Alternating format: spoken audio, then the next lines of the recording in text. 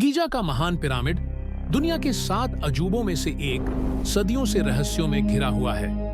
यह विशाल संरचना लगभग 4500 साल पहले बनाई गई थी, लेकिन इसे बनाने वाले लोग कौन थे और इसे इतने सटीक तरीके से क्यों बनाया गया, इस पर हमेशा बहस होती रही। सदियों तक एक धारणा यह रही कि मिस्र के फराओं ने हजारों गुलामों से इस पिरामिड का निर्माण करवाया।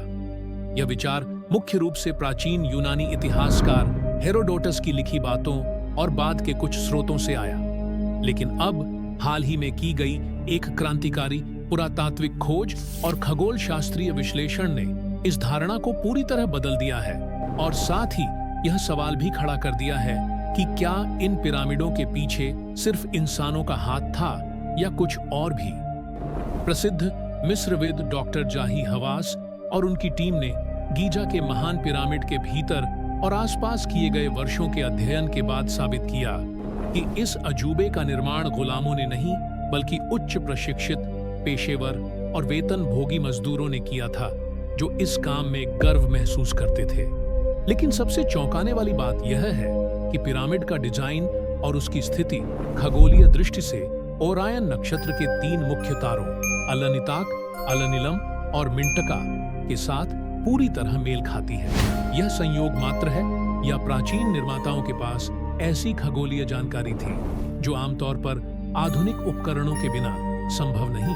डॉक्टर हवास और उनकी टीम ने पिरामिड के अंदर इमेजिंग तकनीक का इस्तेमाल करके राजा के कक्ष के ऊपर स्थित संकीर्ण कक्षों की जांच की। इन कक्षों में उन्हें कुछ ऐसे विशिष्ट चिन्ह और लेखन मिले जिन्हें पहले कभी नहीं देखा गया था। ये लेखन 13वीं शताब्दी ईसा पूर्व के कार्यदलों के थे, लेकिन कुछ प्रतीक ऐसे थे जिनका आकार और पैटर्न आज के यूएफओ शोधकर्ताओं के मुताबिक स्टार मैप्स जैसा दिखता है। ये पैटर्न सीधे ओरायन और सीरियस तारामंडल से मेल खाते हैं, वही नक्षत्र जिन्हें दुनिया की कई प्राचीन सभ्यताओं ने देवताओं का घर कहा है। पिरामिड के दक्षिण में खुदाई के दौरान श्रमिकों की कब्रें मिली, जो अत्यंत महत्वपूर्ण खोज साबित हुई। इन कब्रों में पिरामिड निर्माण से जुड़े कुशल श्रमिकों को दफनाया गया था। इनके साथ पत्थर काटने के औजार, मूर्तियां और शिलालेख मिले, लेकिन कुछ औजारों पर ऐसे अज्ञात धातु के निशान थे जो उस समय के मिस्र में मौजूद नहीं थे। वैज्ञानिक अब भी यह नहीं समझ पा रहे कि वह धातु कहां से आई और उसका इस्तेमाल कैसे हुआ। मीडिया रिपोर्ट्स के अनुसार हवास का मानना है कि यदि ये लोग गुलाम होते तो उन्हें पिरामिड के पास कभी दफनाने की अनुमति नहीं मिलती। गुलामों को सम्मानजनक अंतिम संस्कार देने की प्रथा नहीं थी, लेकिन यहाँ जो साक्ष्य मिले वे दर्शाते हैं कि पिरामिड बनाने वाले लोग समाज में एक विशेष स्थान रखते थे और शासन से सीधे संपर्क में थे। फिर सवाल उठता है, क्या इन श्रमिकों को यह अद्भुत डिजाइन और खगोलीय संरेखण किसी अज्ञात स्रोत से मिला था? इतिहासकारों का कहना है कि इन कुशल श्रमिकों की संख्या लगभग 20,000 से 30,000 के बीच थी। वे विभिन्न समूहों में काम करते थे, जैसे पत्थर काटने वाले, परिवहन करने वाले, निर्माण में लगाने वाले और डिजाइन बनाने वाले शिल्पकार। प्रत्येक दल का अपना नाम और नेता होता था, लेकिन खगोल शास्त्रियों का कहना है कि जिस सटीकता से पिरामिड का हर पत्थर लगाया गया और जिस तरह वह उत्तर दिशा के साथ लगभग परफेक्ट तरीके से संरेखित है, वह मानवीय मेहनत के साथ साथ किसी उन्नत तकनीकी सहायता का भी संकेत देता है।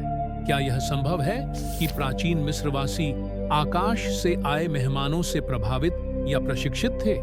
डॉक्टर हवास बताते हैं कि पिरामिड निर्माण एक अत्यंत जटिल कार्य था।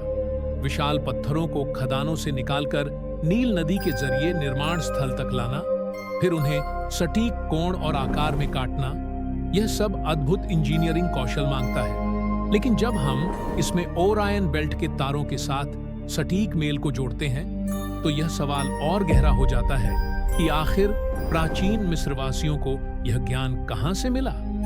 आज जब हम गीजा के महान पिरामिड को देखते हैं, तो यह सिर्फ एक मकबरा नहीं, बल्कि मानव कौशल, संगठन और शायद किसी अंतरिक्षीय संपर्क का भी स्मारक लगता है। यह संरचना हमें बताती है कि इतिहास उतना सरल नहीं है जितना हमने स्कूल की किताबों में पढ़ा, और शायद इसके पत्थरों के बीच कहीं वो जवाब छिपा है जो हमें सितारों की ओर देखने पर मजबूर करता है।